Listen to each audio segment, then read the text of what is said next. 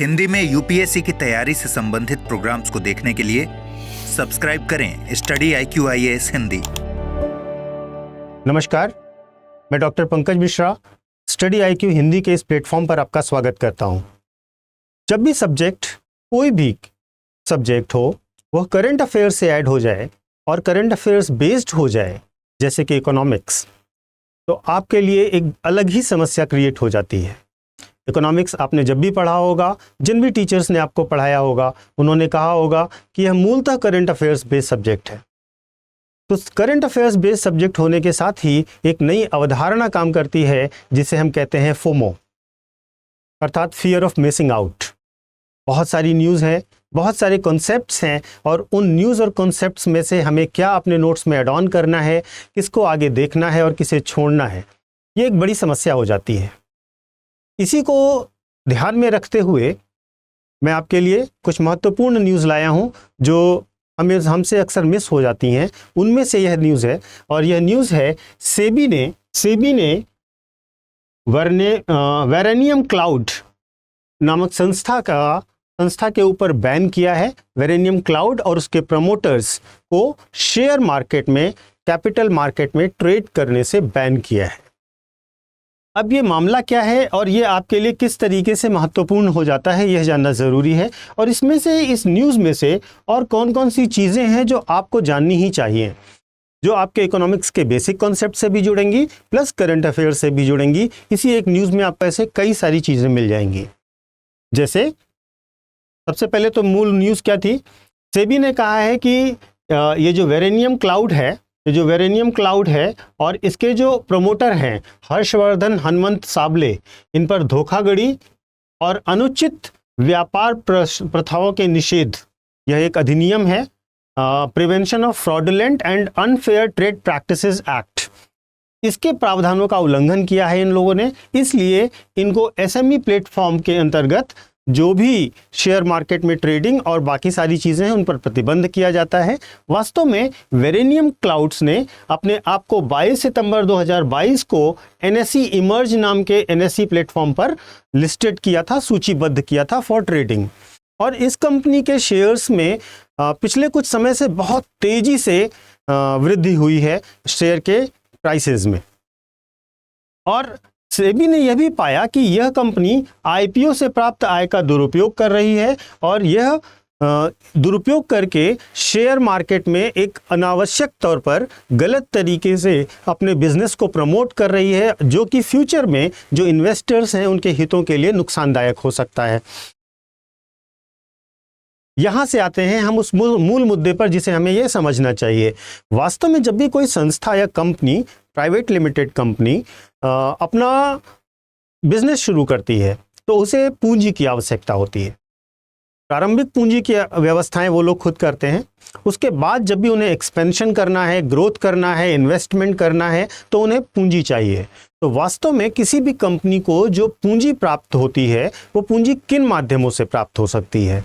तो उसके लिए देखिए कई तरीके हैं, जैसे बूटस्ट्रैपिंग है, स्टार्टअप एक्सीलरेटर्स है, एंजल इन्वेस्टर्स होते हैं, बिजनेस इंक्यूबेटर से फंड ले सकते हैं, वेंचर कैपिटलिस्ट होते हैं और क्राउड फंडिंग करा सकते हैं। ये वो तरीके हैं जिनसे आप अपनी कंपनी के लिए फंड इकट्ठा कर सकते हैं।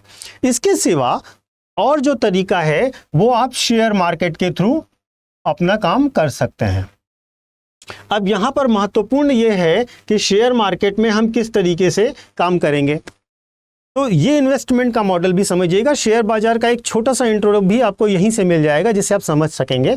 तो वास्तव में कंपनियों को जब फंड की आवश्यकता होती है और ये सारे मीडियम से उसे फंड नहीं मिल रहा होता या सफिशिएंट फंड नहीं मिल रहा होता है, पर्याप्त फंड नहीं मिल रहा होता है, तो वो क्या करती है, वो शेयर मार्केट में जाकर के पब्लिक से, जनरल पब्लिक से इन्वेस्टमेंट लेना चाहती है। तो वास्तव में जब भी कंपनी जनरल पब्लिक से थ्रू शेयर इन्वेस्टमेंट लेना चाहती है तो उसे IPO जारी करना होता है, इनिशियल पब्लिक ऑफर जारी करना होता है। और अभी मैंने आपको न्यूज़ में पहले बताया कि जो आपकी वेरेनियम क्लाउड है उसने क्या किया, अपनी IPO से प्राप्त आय का दुरुपयोग किया। तो शेयर बाजार में सबसे पहले एंट्री का जो तरीका है वो है कि आप IPO जारी करेंगे। आईपीओ जनरल पब्लिक के लिए जारी किया जाता है, इसमें कोई भी इन्वेस्ट कर सकता है, ये इनिशियल पब्लिक ऑफर है। इसके बाद जब भी इनिशियल पब्लिक ऑफर खत्म हो जाता है, उसके बाद हम शेयर मार्केट में ट्रेडिंग करते हैं उन्हीं शेयर्स की, ठीक है। इसके बाद ये शेयर मार्केट का रोल शुरू होता है। ये होता है basically share market through fund उठाने का तरीका। तो इतने जब प्रोसेस नहीं हो पाते हैं तब कंपनियां जाती हैं शेयर मार्केट में और शेयर में इनलिस्ट कराती हैं और आईपीओ जारी करती हैं। ये इनलिस्टमेंट और आईपीओ जारी करने की परमिशन सेबी के द्वारा प्राप्त होती है। अब ये जो पैसे जुटाए जाते हैं आईपीओ के माध्यम से, वे वास्तव में जनता से कहते हैं कि हमारे पास हमारा ये बिजनेस मॉडल है, इसमें हमारे भविष्य की ये ग्रोथ की संभावनाएं हैं, जिसमें हमें इतने निवेश की आवश्यकता पड़ने वाली है और इस निवेश में हम इतना हिस्सा आम जनता से मांग रहे हैं। इस प्रकार का एक सिस्टम होता है जिसे आईपीओ कहा जाता है। प्रॉब्लम ये है कि ये जो आईपीओ जारी हो रहे हैं और जो शेयर्स जारी किए जा रहे हैं, ये भारत में मुख्यतः कहाँ जारी होंगे? या तो बॉम्बे स्टॉक एक्सचेंज में होंगे या नेशनल स्टॉक एक्सचेंज में होंगे। ये दो बड़े शेयर बाजार हैं। लेकिन बड़े शेयर बाजारों में या शेयर बाजारों में इनलिस्ट होने के लिए बहुत सारे लीगल, फाइनेंशियल और अदर तरीके के रेगुलेशंस होते हैं, जो कि एसएमई सेक्टर यानी कि स्मॉल एंड मीडियम एंटरप्राइजेस का सेक्टर सामान्य तौर पर फुलफिल नहीं कर पाता। इस वजह से इनकी लिस्टिंग बहुत ही मुश्किल हो जाती है। यद्यपि करीब करीब 10 साल पहले, एक दशक पहले एनएसई और बीएसई ने एसएमई के लिए अलग से शेयर लिस्टिंग शुरू करी, जहां पर रूल्स को रिलैक्स किया, क्राइटेरियाज को कम किया, यानी कि उनके लिए सीमाएं कम कर दी गई कि आपकी इतनी ही फाइनेंशियल वेल्थ होनी चाहिए, इतना टर्नओवर होना चाहिए। तो इस तरीके से उनके लिए ईजी टू इनलिस्ट करने का प्रयास किया गया इसके माध्यम से। और जैसा मैंने आपको, आप ध्यान दीजिएगा, पहली वाले में बताया था कि ये जो एनएसई इमर्ज है, ये क्या है? ये एसएमई का प्लेटफॉर्म है। किसका? नेशनल स्टॉक एक्सचेंज का। ठीक है। तो इस तरीके से एनएसई और बीएसई दोनों ने ही स्मॉल एंड मीडियम एंटरप्राइजेस के लिए अपना एक शेयर बाजार शुरू किया, शेयर बाजार में लिस्टिंग का प्लेटफॉर्म शुरू किया। अब थोड़ा सा एक आइडिया ले लेते हैं। भारत में जो शेयर बाजार है, जो पूंजी बाजार है, जिसको हम कैपिटल मार्केट कह रहे हैं, वो रेगुलेट कौन करता है? तो भारत में जो पूंजी बाजार है, उसका रेगुलेशन वास्तव में 3 संस्थाओं द्वारा मिलकर किया जाता है। ठीक है। पहली संस्था है SEBI, securities and exchange board of India, भारतीय प्रतिभूति एवं विनिमय बोर्ड। दूसरा है भारतीय रिजर्व बैंक और तीसरा है फाइनेंस मिनिस्ट्री का आर्थिक मामलों का विभाग, जिसमें एक डिवीजन है पूंजी बाजार प्रभाग। वास्तव में पूंजी बाजार प्रभाग जो है वो सेबी के लिए रेगुलेशंस और मैनेजमेंट रूल्स बनाता है। सेबी एक्ट के अंतर्गत दी गई पावर्स और इनके गाइडेंस में जो भारत का शेयर बाजार है उसको रेगुलेट करती है। ठीक है। तो शेयर बाजार के जो रेगुलेटर्स हैं, जो कैपिटल मार्केट के बेसिकली रेगुलेटर्स हैं, वो आपके सेबी, आरबीआई और फाइनेंस मिनिस्ट्री का आर्थिक कार्य विभाग। ठीक है। ये है आपका स्ट्रक्चर, कैसे हमारा पूंजी बाजार मैनेज होता है। ठीक है। अब वास्तव में शेयर बाजार में हमें यह पता होना चाहिए कि कैसे सेबी काम करती है और सेबी के मूल काम क्या हैं। तो सेबी जो है मुख्य तौर पर मार्केट को रेगुलेट करती है, डिसिप्लिन करती है और साथ ही साथ ये देखती है कि जो इन्वेस्टर्स हैं, जो निवेशक हैं, उनके हितों का संरक्षण हो, मोनोपोली स्टैब्लिश ना हो, फ्रॉडलेंट प्रैक्टिसेस ना हो और शेयर फ्री, फेयर और कॉम्पिटिटिव बना रहे। तो ये काम करने के लिए सेबी अलग अलग नियम बनाती रहती है। कुछ महत्वपूर्ण बेसिक से कार्य मैंने इसमें लिख भी दिए हैं, जैसे कि वास्तव में पूंजी बाजार को नियंत्रित करना है, व्यापारियों और निवेशकों के हितों की रक्षा करना है, जिससे स्टॉक एक्सचेंज की निष्पक्षता बनी रहे, सुरक्षा बाजार और स्टॉक एक्सचेंज काम करने को रेगुलेट करना है। इसके साथ यह नियंत्रित करता है कि transfer agent, stock broker, merchant bankers, इनके काम कैसे ये परफॉर्म करेंगे और इनकी क्या ड्यूटीज़ होंगी, क्या पावर्स होंगी, क्या रिस्पॉन्सिबिलिटीज़ होंगी, ये सब ये डिसाइड करेंगे। इसी तरीके से जो नए ब्रोकर्स हैं उनका रजिस्ट्रेशन करना, फाइनेंशियल जो एडवाइज़र्स हैं, वित्तीय सलाहकार हैं, इन सब का रजिस्ट्रेशन करना शेयर मार्केट में, ये भी सेबी का काम है। तो इस एक न्यूज़ से आपने ये समझा कि आईपीओ क्या होता है, सेबी के क्या रोल हैं, स्टार्टअप्स की जो स्थिति है वो क्यों खराब हो रही है। देखिए, जो स्टार्टअप्स हैं, जो बेसिकली आप देखते होंगे, जैसे ये सेरेनिया, जो आपकी स्टार्टअप थी, इस स्टार्टअप के साथ मूल मुद्दा क्या है?